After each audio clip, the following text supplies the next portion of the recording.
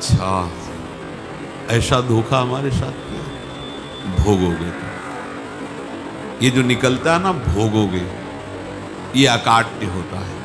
क्योंकि किसी का भी हृदय, मान लो किसी भी जीव जंतु को आप कष्ट दें और उसका हृदय आह भर जाए, तो वो आह वज्र की लेखे तुम्हें भोगना पड़ेगा। वो आह किसी की ना लेना जिंदगी। कोई ऐसा कोई आह भर करके कह दिया तुम समर्थ हो, हम तो कुछ कर नहीं सकते, वो अंदर से दुखी, फिर तुम्हारी सामर्थ्य काम नहीं करेगी, मिट्टी में मिला देगी। ऐसा नहीं कि आप जो कर रहे हैं कोई देख नहीं रहा, कोई हिसाब किताब नहीं, जो कर रहे हैं अवश्य में भोक्तव्यम, बहुत सावधान।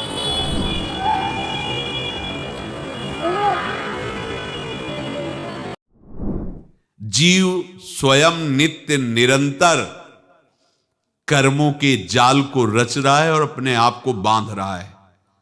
आपको मुक्त होना है, बंधना नहीं है। जीव का जन्म कर्मों के अनुबंध से होता है, कर्मों के बंधन से होता है, और उसको अपना ऋण चुकाना होता है। कर्मानुबंध ये बहुत सूक्ष्म विषय है।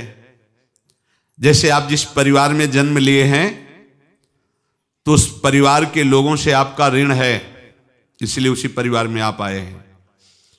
और ऋणानुबंध उसको बिना चुकाए या बिना वसूल किए आप वहां से जाएंगे नहीं। आपको लेना है तो वसूल करना है, और देना है तो चुकाना है। ये पूर्व के जन्मों से निश्चित किया गया है। जैसे किसी के यहां पुत्र हुआ, जन्म से ही पैसा खर्चा शुरू हुआ, जो बड़ा हुआ तो उद्दंडता के द्वारा मार पूरे परिवार को क्लेश पर क्लेश देता चला जा रहा है। ये तुम्हारे कर्म का फल है। या ऐसे शक्तिहीन बुद्धिहीन ऐसे पागल पूरे जीवन सेवा करो, तुमसे अपना हिसाब चुकाने के लिए वो आया है। अब परिवार के जो सदस्य जुड़े आके, मतलब पत्नी आते ही पूरी हृदय में आनंद, परिवार में आनंद, और जीवन भर वो आनंद ही सुख देने के लिए उसका जन्म हुआ। वो अपना ऋणानुबंध मुक्त, और आते ही भयंकर क्लेश खड़ा कर दिया, बीच में दीवाल और झगड़ा वैसा, फिर अतरे दिन मारपीट शुरू, कलह अशांति, पूरा जीवन नरक हिसाब करने आए। यहां ऋण चुकाए बिना कोई जा नहीं सकता, ऋण चुकाना पड़ेगा। किसी का ऋण वसूल करना है तो किसी को ऋण चुकाना है, दोनों काम करने होते हैं। अनेक जन्मों में अनेक लोगों के साथ हमने जो बर्ताव किए हैं, अच्छे या बुरे, वो होंगे। अब किसी आदमी को हम जानते नहीं, अचानक मिला, अचानक टक्कर लगा और मार पीट गाली गुप्ता सब कर दिया, चुपचाप सह लो। क्यों? ये आपका हिसाब है, पूर्व का हिसाब। हमारा उससे कोई द्वेष नहीं, कोई संकल्प नहीं। अचानक घटना घटी और हमसे द्वेष करने लगा, हमें पीटने लगा, हमें गालियां दे, ये हिसाब है, चुपचाप सह जाओ। अपने घर का भाई ही भारी दुश्मन बन गया और क्लेश दे, हिसाब है। एक प्रभुदत्त ब्रह्मचारी जी की वाणी में पढ़ा था, एक महात्मा जी भ्रमण करते थे, तो उस समय असरफियां चलती थी, मोहरे असरफियां, तो उनको भेंट में देते लोग। तो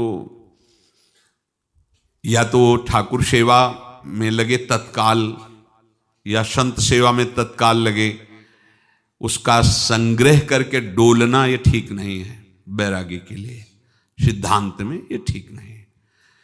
तो जब 2, 4, 6, 8 ऐसे मोहरे हुई, तो उन्होंने विचार किया कि और भ्रमण करके जब काफी मोहरे हो जाएंगी तो प्रयागराज में जब कुंभ पड़ता है, एक बार पूरे सब अखाड़े के संतों को, अलग अलग संप्रदाय सब संतों को बुलाएंगे और सबको पवाएंगे। अब साधु है तो यही विचार करेगा, और क्या विचार करेगा।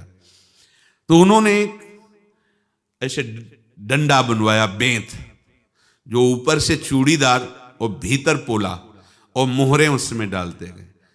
और भ्रमण, जहां जहां श्रद्धालु भगत सबके यहां जाना और इच्छा रखना कि एक मोहर तो दे ही दे दक्षिणा में। कामना कोई भी हो वो बांधती ही है, ध्यान रखना। इसीलिए प्रभु जो चाहे वो करे, अपनी चाह नहीं रखनी चाहिए, अपनी चाह प्रभु की चाह में मिला देनी चाहिए। धीरे धीरे वो छड़ी भर गई। भ्रमण करने वाले महात्मा चूड़ी लगाई, इंतजार करते रहे। जब प्रयाग का कुंभ पड़ा तो चले। तो रास्ते में एक गांव में पूछा जाता है, जैसे कहीं रुको कि कोई श्रद्धालु ऐसा है जो संत सेवी है। तो कुछ लोगों ने बताया, हाँ एक परिवार है बहुत संत सेवी है और आपको मिलाते हैं उनसे। आइए महाराज, घर में रुका। खूब अच्छा हलवा पूड़ी पवाया और जो घर के मालिक थे चरण दबाए। चरण दबाते दबाते उनकी दृष्टि पड़ी उस डंडे पे। इतना मोटा और ऊपर से कुछ चूड़ी सी भी नजर आ रही, इस डंडे में तो कोई रहस्य है ही है। अब महात्मा जी को खवा पिला के सुला दिया। महात्मा जी जब सो गए तो पत्नी से धीरे से कहा, वो डंडा लाओ बाबा जी का डंडा। वो चूड़ीदार जो ही खोला पलटाया तो सैकड़ों मोहरे। ऐसे संत रोज पधारे भगवान, तुम आनंद हो जाए फिर क्या। पत्नी से कहा, नाप के कंकड़ लाओ। वो तो महात्मा जी तो खाए खीर पूड़ी, आराम से सो रहे।